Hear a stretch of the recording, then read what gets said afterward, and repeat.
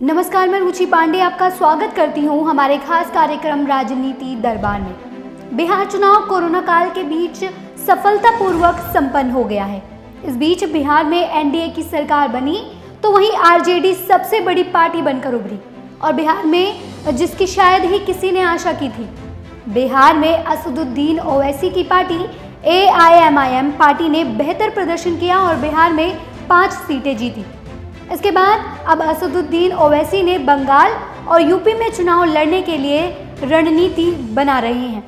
AIMIM party द्वारा बिहार चुनाव में बेहतर प्रदर्शन करने के बाद पार्टी के सदस्य इस पार्टी को राष्ट्रीय पार्टी के रूप में और असदुद्दीन ओवैसी को राष्ट्रीय नेता के रूप में देख रहे हैं। अब इस बीच यह भी हलचल तेज हो गई है कि AIMIM मुसलमानों के लिए मसीहा है या फिर मुसीबत।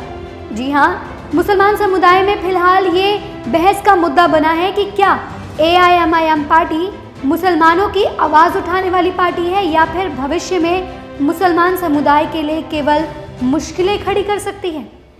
पार्टी के समर्थक जैद अंसार और इम्तियाज जलील, जो कि महाराष्ट्र से सांसद हैं, उन्होंने असदुद्दीन ओवैसी पर उठ रहे सवाल का जवाब देते हुए ये भी कहा कि इस वक्त देश में अगर मुसलमान समुदाय की कोई आवाज़ है तो वह केवल असदुद्दीन साहब की है। ओवैसी ही एक ऐसे नेता हैं जिन्होंने संसद में मुसलमानों के मुद्दे को उठाया है। पार्टी के समर्थक लगातार ये कहते हैं कि ओवैसी सत्ता में मुसलमानों की संख्या में बढ़ोतरी करने का प्रयास कर रहे हैं। जैद अंसार कहते हैं कि AIMIM उन मुद्दों को उजागर करती है जिन्हें वे पार्टियां भी नहीं उठाती, जो मुसलमान समुदाय से वोट हासिल करती हैं।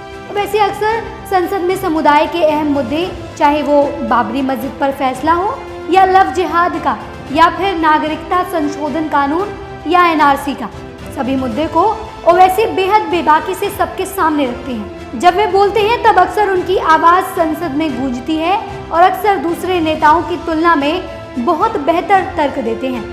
लेकिन यहाँ पार्टी के लिए चिंता का विषय यह है कि एक तरफ जहाँ मुसलमानों में पार्टी को लेकर लोकप्रियता बढ़ रही है तो वहीं दूसरी तरफ मुस्लिम समाज के दूसरे तबके को इससे चिंता भी है। आपकी जानकारी के लिए बता दें कि AIMIM का गठन साल 1927 में हुआ था। शुरुआत में ये पार्टी केवल तेलंगाना तक सीमित थी। 1984 में ये पार्टी लगातार हैदराबाद लोकसभा सीट से जीतती आ रही है। 2014 में हुए तेलंगाना विधानसभा चुनाव में पार्टी ने 7 सीटें जीती और 2014 के महाराष्ट्र विधानसभा चुनाव में 2 सीटें जीतने के बाद इस पार्टी ने अपना दर्जा एक छोटी शहरी पार्टी से हटकर राज्य स्तर की पार्टी के रूप में भी स्थापित कर लिया था। बिहार में जीत दर्ज कराने के बाद पार्टी के हौसले बुलंद होते दिख रहे हैं। तेलंगाना और महाराष्ट्र के बाद पार्टी ने अब बिहार में भी अपना खाता खोल लिया है और अपने मुख्यालय हैदराबाद के बाहर विधानसभा की सबसे अधिक सीटें पहली बार जीती हैं। AIMIM मुसलमानों की लोकप्रिय पार्टी इसलिए भी है क्योंकि ये पार्टी हमेशा से ही मुसलमानों के हित की बात करती आई है। लेकिन ऐसा भी नहीं है कि AIMIM मुसलमानों को केंद्र में रखकर बनाई गई पहली पार्टी हो। इससे पहले भी केरल की मुस्लिम लीग हो या असम की AIUDF हो, ये पार्टियां भी अक्सर राज्यों में मुसलमानों के हितों के संरक्षण के लिए बात करती आई हैं। हाँ, लेकिन ये बात अलग है कि ये पार्टी केवल इलाके तक ही सीमित रह गई, जबकि AIMIM दूसरी पार्टियों से अलग अन्य राज्यों में भी चुनाव लड़कर सीटें जीत रही है। कई राजनीतिक पार्टियां इसे बीजेपी के लिए प्रभावकारी भी मानती हैं, क्योंकि बीजेपी के हिंदुत्व के मुद्दे को अहम बनाने में AIM का बहुत बड़ा हाथ माना जाता है। AIMIM हमेशा से ही मुसलमानों के मुद्दे को प्रखर तरीके से देश के सामने रखती आई है और मुसलमान समुदाय की आवाज़ बनती है।